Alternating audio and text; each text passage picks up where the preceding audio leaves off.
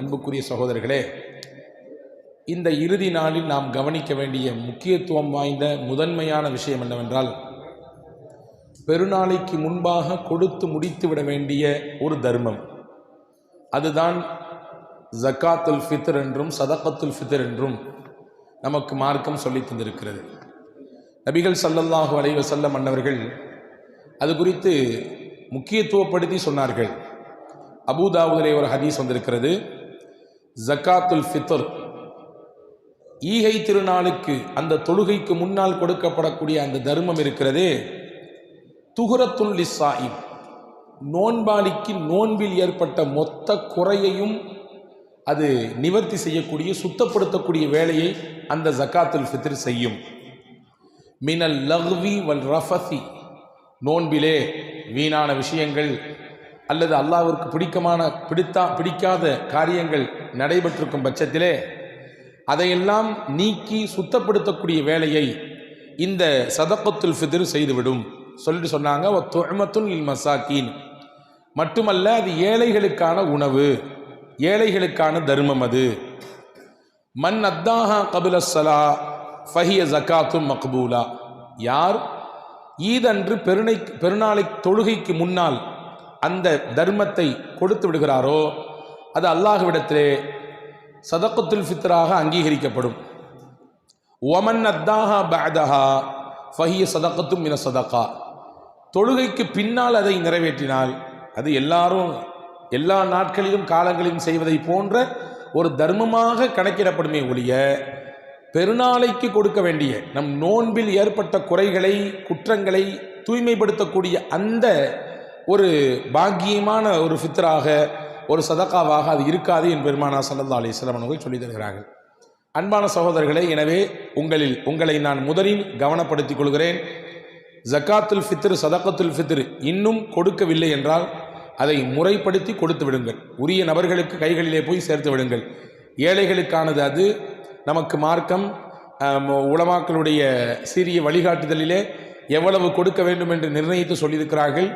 நம்முடைய மஹல்லாவிலும் அல்லாஹின் பேரர்களால் கடந்த 6-7 வருடங்களாக தொடர்ச்சியாக ஃபித்ராவை கிட்டாக ஒரு பயனுள்ளதாக ஒரு குடும்பத்திற்கு போய் சேர வேண்டும் என்ற அடிப்படையிலே ஒரு நல்ல ஒரு பொருட்களை இணைத்து சேர்த்து ஒரு தொகுப்பாக வழங்குகிறோம். அல்லாஹ்வின் அருளால் வழங்கி முடித்து விட்டோம் இன்ஷா அல்லாஹ். முடிக்காதவர்கள், கொடுக்காதவர்கள் இந்த ஒரு நாளையிலே நீங்கள் கவனப்படுத்திக் கொள்ளுங்கள். அல்லாஹ் தௌஃபீக் செய்வானாக. அன்புக்குரிய சகோதரர்களை, பொதுவாகவே தர்மம் தலை காக்கும் என்பார்கள் இல்லையா? எல்லா காலத்திலும் அது காக்கும். தலையை மட்டும் காக்காது, பல்வேறு விதமான இடைஞ்சல்களையும் காக்கும். நம்ம எல்லாத்துக்கும் ஒரு கதை தெரியும். அந்த கதையை நான் உங்களுக்கு என்னன்னு விளக்கப்படுத்துகிறேன். சாதாரணமாக சொல்லி பார்த்துருக்கோம், கேட்டிருக்கோம். முழு பூசணிக்காவை சோத்தில் மறிச்ச மாதிரி இருக்கப்பா அந்த கதை அப்படின்னு சொல்கிறோம். ஒருத்தர் எதையாவது ஒன்று மறைச்சா அல்லது எதையாவது வந்து பூசி மொழுகுனா நம்ம சொல்கிற ஒரு வழக்கு சொல் என்ன, இது முழு பூசணிக்காவை சோத்தில் மறைச்ச மாதிரி இருக்குது அப்படின்னு சொல்கிறது. முழு பூசணிக்காவை யார் எப்பொழுது சோத்தில் மறைத்தார்? அந்த கேள்வி வேணுமா வேண்டாமா? அதற்கு பின்னால் இருக்கக்கூடிய செய்தி என்ன என்றால், ஒரு ஊரில் ஒருத்தர் இருந்தார். அவர் நல்ல செல்வந்தர், நல்ல செல்வ நிலையில் இருக்கக்கூடியவர். ஆனால் அவருக்கு ஒரு சின்ன ஒரு குறையான ஒரு செயல் இருந்தது. என்னென்னா, எப்பொழுதுமே பொதுவாக மனுஷன் தான்கிட்ட இருக்கக்கூடிய நிறைய பார்க்கவே மாட்டான். தான்கிட்ட இல்லாததை மட்டுமே பார்த்து பார்த்து பார்த்து பழக்கப்பட்டவன் மனிதன். தன்கிட்ட இல்லாத ஒன்று இன்னொருத்தன் இருந்தால் அது கண்ணு உறுத்திக்கிட்டே இருக்கும். இந்த செல்வந்தர் வீட்டிலே பூசணிக்காய் மரம் இல்லை. அந்த ஆளுக்கு ஒரு ஆசை, பூசணிக்காவை வந்து குழம்பு வச்சு சாப்பிடணும்னு சொல்லி. அதை என்ன செஞ்சிருக்கலாம், உரிய நபர்களிடத்தில் போய் கேட்டு வாங்கி சாப்பிட்டுருக்கலாம். இந்த மனுஷன் என்ன செஞ்சார், தான் பக்கத்து வீட்டில் பூசணிக்காய் செடி இருந்துச்சு, மரம் இருந்துச்சு, செவுரேறி குதிச்சு அங்கே போய் அந்த பூசணிக்காய் வெட்டி தெரியாமல் கொண்டு வந்து வீட்டில் வந்து குழம்பு வச்சு சமைச்சு சாப்பிட்டான். இந்த ஆள் வந்து ரொம்ப ஏழப்பட்ட மனிதர் கிடையாது, நல்ல செல்வ செழிப்பாக இருக்கக்கூடிய மனிதர் தான். ஆனால் அவரிடத்தில் இருக்கக்கூடிய ஒரு சில்லறையான ஒரு எண்ணம் இது. அந்த சில்லறையான எண்ணம் சில சமயங்களிலே சில நபர்களிடத்திலே வெளிப்படும், எல்லாத்தையும் வெளிப்படாது, எல்லா செல்வத்திலும் வெளிப்படாது. சில நபர்களிடத்திலிருந்து சில சமயங்கள் வெளிப்படும். அப்படி இந்த மனுஷனுக்கு வெளிப்பட்டுருச்சு. கூட்டு வெளியே தெரிஞ்சிருச்சு. காலப்போக்கில் இந்த ஆள் தான் பூசணிக்காவை எடுத்து குழம்பு வச்சு சாப்பிட்டதுன்னு தெரிஞ்சு போச்சு. எப்படி பேர் ஆயிடுச்சுன்னா ஊரில், அந்த குடும்பமா, அந்த பூசணிக்காவை களவாண்டி சாப்பிட்டானே அந்த குடும்பம் தானே, இப்படி பேசினாங்க. இந்த ஆள் செஞ்ச வேலை அவன் காலத்தோடு மட்டும் முடியல, அவனுக்கு சந்ததிகள்லாம் வருவாங்கல்ல, வம்சம் வரும், அவனுக்கு புள்ள குட்டி, அதுக்கு அடுத்தடுத்த தலைமுறை எல்லா பையனும் ஊரில் பூசணிக்காய் திருடி தின்ன குடும்பமா அந்த குடும்பத்துக்காரன் அன்னைக்கு அதுலேயே அவனுக்கு பொண்ணு எடுக்கணும். இப்படி பேச்சு மனசெல்லாம் புண்ணாகி போச்சு அவங்களுக்கு, பின்னாடி வரது சந்ததிகளுக்கு. அவங்கெல்லாம் நினச்சாங்க, என்ன நம்ம முன்னோர்களில் யாரோ ஒரு பையன் செஞ்ச வேலை, மொத்த குடும்பமும் இந்த அவமானத்தை சுமந்து இருக்க வேண்டியதாக இருக்குது, இதுக்கு ஏதாவது வழி செய்யணுமே. ஊரில் ஒவ்வொரு வீட்டுக்கும் ஒரு குடும்ப பேர் இருக்கும். கிராமங்களில் ஊர்களிலே போனால் நமக்கு தெரியும், ஒவ்வொரு குடும்பத்திற்கும் ஏதோ ஒரு பின்னணியில் ஒரு பெயர் வைத்திருப்பார்கள். அந்த வீட்டுக்கார பிள்ளை அன்னைக்கு அவங்க அத்தா பேரை சொன்னால் தெரியாது, பாப்பா பேரை சொன்னால் தெரியாது, குடும்பத்து பேரை சொன்னால் தெரியும். ஓ, இந்த ராவண்ணா மூணா குடும்பமா நீங்கள் வந்து அந்த வீட்டு குடும்பமா என்று கேட்பாங்க. அதே மாதிரி ஊர் முழுக்க பூசணிக்காய் திருடி தின்ன குடும்பம்னு ஆகிப்போச்சு பேர். அவங்க பிள்ளைகளுக்கெல்லாம் ரொம்ப வருத்தப்பட்டு அந்த ஊரில் ஒரு பெரியவர் இருந்தார்.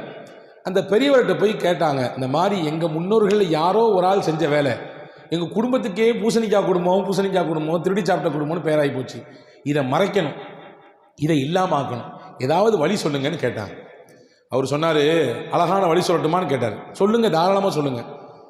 அல்லாஹ் உங்களுக்கு வசதி வாய்ப்பை கொடுத்துருக்கானா? நல்ல வசதி வாய்ப்பு நிறைய இருக்குது, அதெல்லாம் எந்த குறையும் கிடையாது. சரி, டெய்லி என்ன செய்யுங்க, ஏழைகளுக்கு உங்கள் வீட்டில் சாப்பாடு போடுங்கன்னாரு. டெய்லி எண்ணிக்கையில் உங்களால் எத்தனை நபர்களுக்கு முடியும், 50 100 பேர்த்துக்கு கூட கொடுக்க முடியுமே, எங்கள் வீட்டில் அவ்வளோகான இருக்குது, எல்லாம் கொடுத்துருக்கான். சரி, டெய்லி 100 பேர்த்துக்கு சாப்பாடு போடும், எப்போ வந்தாலும் சாப்பாடு உங்கள் வீட்டில் கிடைக்கும் அப்படின்ற மாதிரி சாப்பாடு போட்டால் எங்கள் வீட்டு பேரை போயிருமா, நீ போட அப்படின்னார் அவர். உடனே இந்த மனுஷன் போய் இந்த பிள்ளையெல்லாம் சேர்ந்து, இன்னையிலிருந்துப்பா நம்ம வீட்டில் டெய்லி 100 பேர்த்துக்கு சாப்பாடு, யாருனாலும் வந்து சாப்பிட்லாம் அப்படின்னு ஒரு பொது அறிவிப்பு.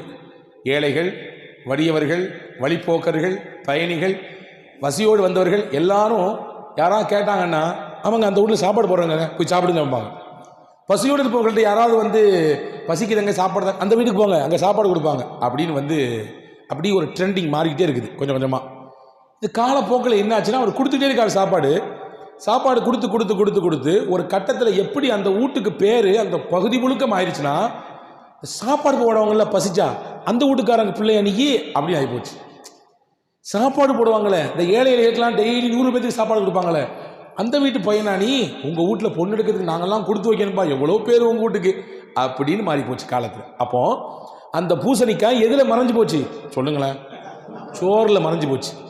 பூசணிக்காவை சோத்தில் மறைத்த கதை என்றால் இதுதான்.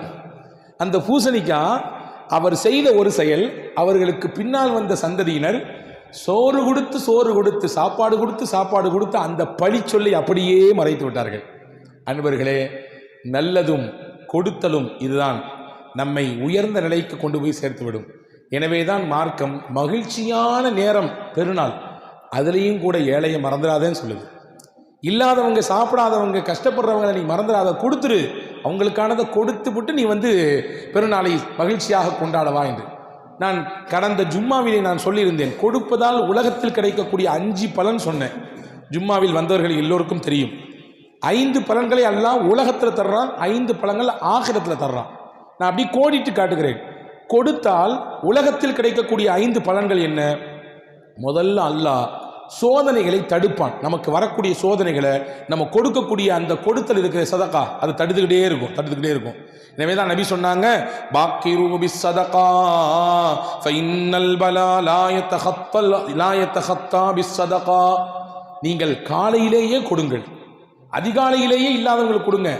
அல்லாஹ் அதை வைத்து உங்களுக்கு ஒரு சோதனை, இன்னைக்கு ஒரு ஆபத்துன்னா அது அதன் மூலமாக தடுத்துருவான். சொல்லுவோம்ல, தலைக்கு வந்தது தலப்பாவோட போச்சுப்பா அடிப்போம். கொஞ்சம் மிஸ் ஆயிடுச்சுன்னா அடித்து தூக்கியிருப்பான், நான் பிசுங்கிருப்பேன். ஒன்றும் இல்லாமல் அந்த ரோட்ல இருந்து வலிச்சு எடுக்கக்கூடிய சூழலில் தான் வந்து நின்றுருக்கோம். ஆனால் என்னமோ தெரியல, யாரோ செஞ்ச துவா, யாரோ செஞ்ச செயலை நீ காப்பாற்றி சொல்லமா இல்லையா? இது துவா அல்லது யாரோ நீங்கள் உங்கள் குடும்பத்தில் உங்கள் முன்னோர் கொடுத்த சதகா, அதுதான் காத்திருக்கு. அப்போ முதல்ல விஷயம், உலகத்தில் கிடைக்கிறது பலாக்களை, சோதனைகளை அல்லாஹ் தடுப்பான். 2வது, உங்கள் பொருளாதாரத்தில் அல்லாஹ் பரக்கத்தை கொடுப்பான். உலகத்தில் அல்லாஹ் தர்றான், கொடுத்தால் பொருளாதாரத்தில் பரக்கத்து கிடைக்கும். 3வது, நோய் நொடிகள் நீங்கும். இன்னைக்கு நோயோடு நொம்பலத்தோடு தான் வாழ்ந்துட்டு இருக்கிறோம். வாழ்க்கையில் நோயற்ற வாழ்க்கையை அடைய வேண்டும் என்றால் கொடுத்துட்டு போங்க.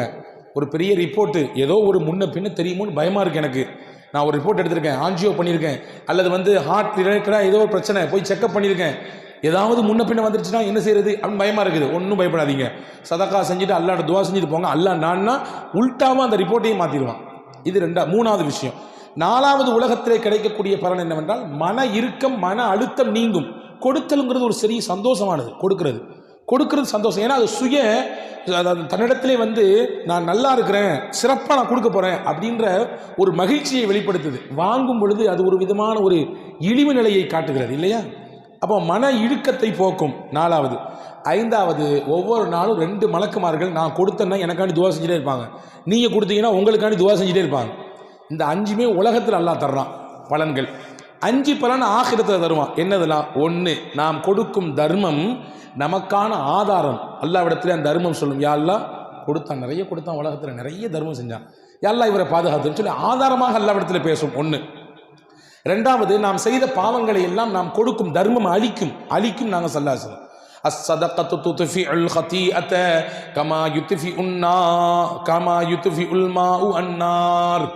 நெருப்பை எப்படி தண்ணீர் அணைக்கிறதோ அப்படி நீங்கள் செய்யும் தர்மம் உங்கள் பாவத்தை அணைக்கும், கரைக்கும். நாங்கள் ஸல்லல்லாஹு அலைஹி வஸல்லம். அப்போ 2வது பலன் ஆகிரத்தில். 3வது, நரகை விட்டு காப்பாற்றக்கூடிய கேடயம் நாம் கொடுக்கும் தர்மம். எனவே தான் தர்மம் தலை காக்கும்னா. இங்கே காக்கிறது பெரிய விஷயம் இல்லை, ஆகிரத்தில் காக்கணும். நரகத்தை விட்டு தடுத்து நிப்பாட்டும். ரசூலுல்லாஹ் சொன்னாங்க, அல்லாஹுவின் பாதையிலே கொடுங்கள், வத்தகுன்னார் வலவு பிஷிக்கி தமரா. நரகத்தை விட்டு உங்களை காத்துக்கொள்ளுங்கள். அது ஒரு துண்டு பேரிச்சம்பழத்தை கொடுத்தாவது காத்துக்குங்க. ஒரு துண்டு பேரிச்சம்பழத்தை கொடுத்தாவது எதையாவது கொடுத்து யாருடைய பசியாவது ஆற்ற முடியும்னா அப்படியாவது கொடுத்து நரகத்தை விட்டு உங்களை காத்துக்குங்க. இது 3வது பலன். 4வது பலன் என்னவென்றால் அல்லாஹ்வுடைய அரிசின் நிழல் கிடைக்கும் கொடுக்கக்கூடியவர்களுக்கு. நாளைக்கு மறுமையிலே நிழல் இல்லாத அந்த நாளிலே அல்லாஹ்வின் நிழல் வேண்டும் என்று ஆசைப்பட்டால் கொடுக்க வேண்டும். 5வது, சுவனத்திற்கு பல வாசல் உண்டு. அந்த வாசலிலே ஒரு வாசலுக்கு பெயர் பாபு சதகா, கொடுத்தவர்கள் நுழையக்கூடிய வாசல். சதக்கா செய்தவர்கள், தர்மம் செய்தவர்கள், அதிகமாக வழங்கக்கூடியவர்கள் நுழையக்கூடிய வாசல். அந்த வாசல் வழியாக யாருக்கெல்லாம் என்ட்ரி, யாருக்கெல்லாம் அங்கே பாஸ் கொடுத்து உள்ளே கூட்டுவாங்க அப்படின்னா உலகத்தில் யார் அதிகமாக கொடுத்தாங்களோ அவங்களுக்கு கொடுப்பாங்க. இந்த 5 பலனையும் அல்லாஹ் ஆகிரத்தில் தர்றான். இப்போ துன்யாவிலும் கொடுத்தால் பலன், ஆகிரத்திலும் கொடுத்தால் பலன். ஆக கொடுப்பது தான் மார்க்கம் வலியுறுத்தக்கூடிய முக்கியமானது. எனவே தான் உலகத்தில் நீங்கள் பார்த்துருக்கீங்களா, பஸ் ஸ்டாண்டில் நிறைய பேர் நடமாடுவாங்க. ஆனால் ஏழை மிஸ்கீன்கள் இல்லாப்பட்டவர்கள் முஸ்லீம் என்ற அடையாளம் தெரிந்தாலே பாய் ஏதாவது தாங்க பாய் ஏன் கேட்குறாங்க. பாய்னா முஸ்லீம்கள் தான் கொடுப்பாங்க. ஒரு ரிசர்ச் லண்டனிலேருந்து வெளியாகக்கூடிய ஒரு பத்திரிகை, அந்த பத்திரிகையிலே ஒரு சின்ன ஒரு செய்தி போட்டிருந்தார்கள். என்னவென்றால், உலகத்திலேயே அதிகமாக கொடுப்பது யார்? முஹம்மது ஸல்லல்லாஹு அலைஹி வஸல்லம் உம்மத் தான் கொடுக்குறாங்க. அதிகமாக கொடுக்கிறது அது வேற ஒன்றும் இல்லை, பேரிடர் காலங்களில் பார்த்தால் மட்டும் போதும். நம்முடைய நாம் இருக்கக்கூடிய பகுதிகளிலே பேரிடர் காலங்கள் என்று சில காலங்கள் வருதுல, அந்த சமயத்தில் யார் போய் இறங்கி நிற்கிறா, யார் கொடுக்குறா, யார் அதற்கான முன்னெடுப்பில் எடுக்கிறா அப்படிங்கிறது எல்லாம் தெரியும். எனவே அன்பர்களே, இன்னும் கொடுக்க அல்லாஹ் நமக்கு வளத்தை தருவான். ரசூலுல்லாஹ் சொன்னார்கள், அன்ஃபிக், நீ கொடு, நீ செலவு செய், உன்ஃபக் அலைஹி, உனக்கு அல்லாஹ் கொடுப்பான். நீ கொடுத்தால் அல்லாஹ் உனக்கு கொடுப்பான். இல்லைங்க செலவாய் பெருமை, எனக்கு தேவை நிறைய இருக்கு என்று சேர்த்தி வைத்தல் என்பது அது மனநிறைவை தராது.